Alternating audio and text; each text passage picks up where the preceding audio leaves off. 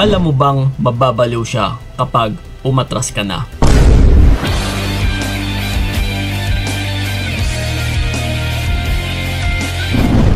Yes?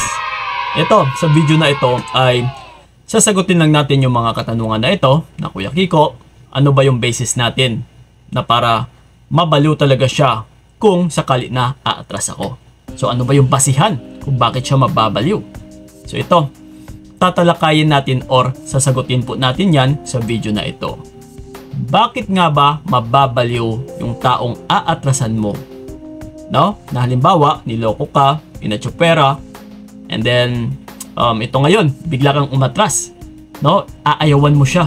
So talagang mababaliw po siya. But the question is, bakit nga ba? Okay, so ito, diretsahang sagot. Una sa lahat, alam na alam kasi ng partner mo sa totoo lang na sobrang mahal na mahal mo siya. Yes? Alam na alam po yan ng partner mo, hindi po yan bulag. Sa pamamagitan pa lang ng bawat kinikilos mo, ng pagtrato mo sa kanya, kahit nga sa paghahabol mo pa lang, pagmamakaawa ay basang-basa na po yan ng partner mo. Na minamahal mo siya ng sobra, kaya yung iba nga dyan, mas lalo pang pinapakita, binubuhos lahat-lahat kasi, Kuya Kiko, parang hindi pa rin nakikita ng partner ko yung pagmamahal ko sa kanya. No? Parang hindi niya alam na minamahal ko siya. Sa totoo lang, alam na alam po yan ng partner mo. Pero bakit, Kuya Kiko, niloloko pa rin ako?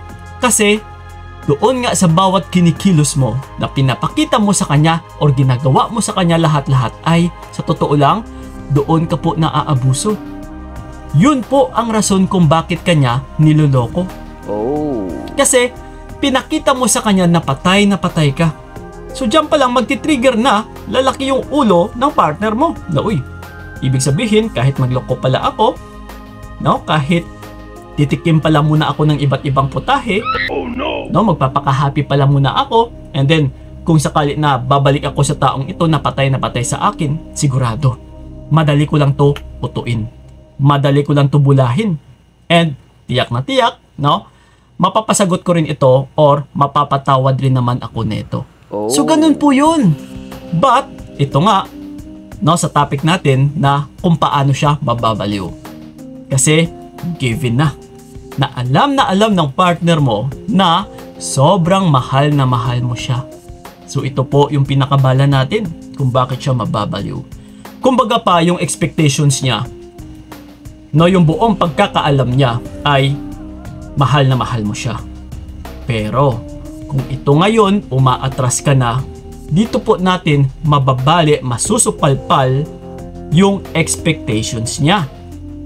Yes, na buong akala niya, uy, patay na patay to sa akin dati. No, so ibig sabihin, andyan lang naman ito, maghihintay kung kailan ako babalik. So yun ang pagkakaalam niya. No, kasi mahal na mahal mo siya eh.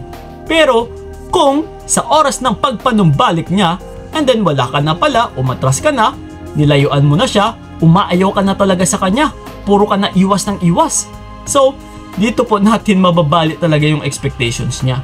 Na dito siya mababaliw, na dito siya magtataka, uy, teka lang, akala ko patay na patay to sa akin, akala ko mahal na mahal ako ng taong ito. So dito po natin siya mabibigyan na ng kabalisaan.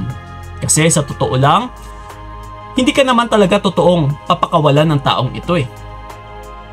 Kaya kung minsan, di ba, kung napapansin ninyo, Kuya Kiko, niloloko niya ako, pero bakit kung aatrasan ko siya, ayaw niya naman akong pakawalan? Hindi naman siya pumapayag. Kasi nga, alam niya na yung taong totoong nagmamahal sa kanya ay ito po yung tao na pwede niyang uuwian, babalikan para mag-aruga, mag-alaga sa kanya kung sakali na itatakwil na siya ng mga partner niya or ng mga bago niya, ng mga kabit niya, ng mga side chick niya. Yes. 'Di ba? Nababalitaan niyo ba kung minsan? Ito common talaga to na pangyayari, which is realidad.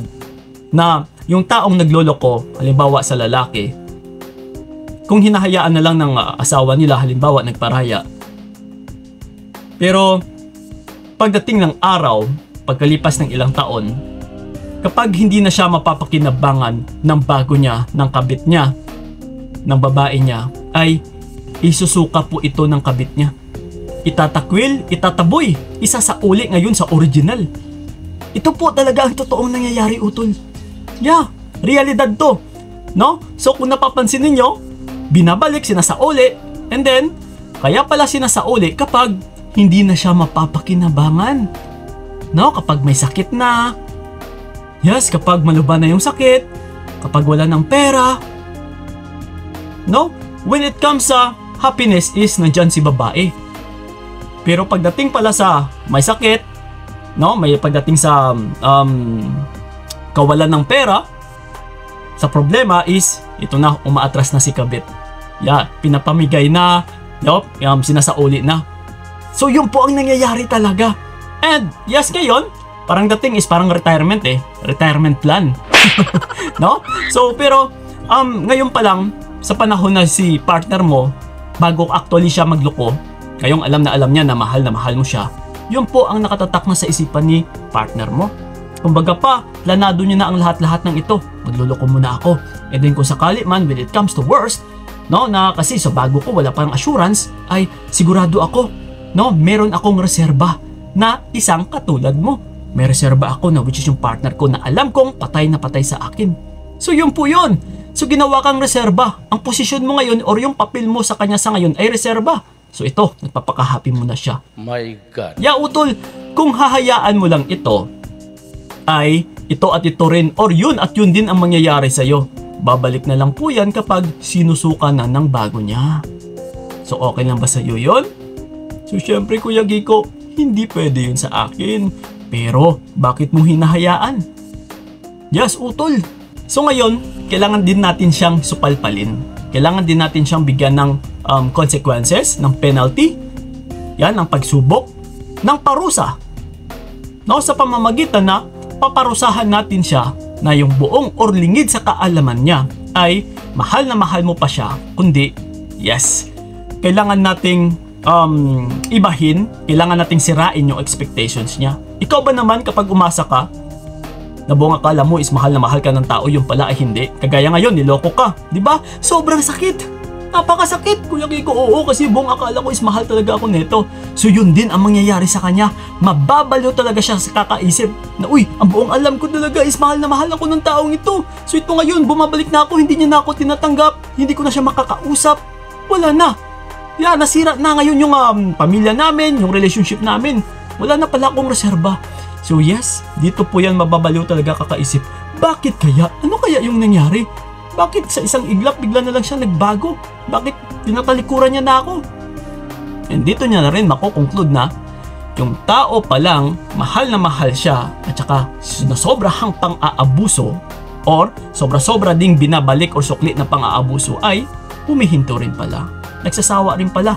Napapagod din pala. Yeah. So yun po yun, utol. Yun po ang basihan na kung bakit mababaliw yung partner mo kasi ang buong alam niya ay mahal na mahal mo talaga siya. Pero kapag binago mo ang lahat-lahat ng ito, yan, kumbaga pa, sinanay natin siya, okay, andyan ka lang, yan, mapagmahal, mahal na mahal mo nga siya, pero nung niloko ka, bigla kang nawala, bigla kang nag-vanish, yan, bigla kang nag-disappear, yan, dito po talaga mababaliw or matatamaan yung isip neto na, uy, naku, akala ko mahal na mahal ako nun, yung pala is wala na. Siyempre, kailangan mo lang din talagang umatras kasi niloko ka eh. Dahil lang din sa gawain niya. Kaya dito natin siya paparusahan. Okay?